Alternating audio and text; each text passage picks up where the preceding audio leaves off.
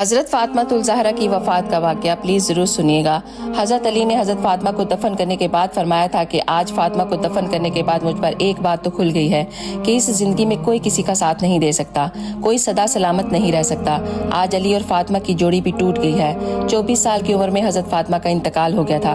हज़रत फ़ातिमा ने मरने से पहले अपनी हातिमा से कहा कि मेरे लिए गुस्ल का पानी रखो, और फिर हज़रत फ़ातिमा ने खुद गुस्ल फरमाया और उसके बाद अपनी चारपाई को अपने घर के दरमियान रखवाया और कपड़े पहने। तो उस वक़्त हज़रत अली रज़ी अल्लाह ताला अन्हु घर से बाहर थे।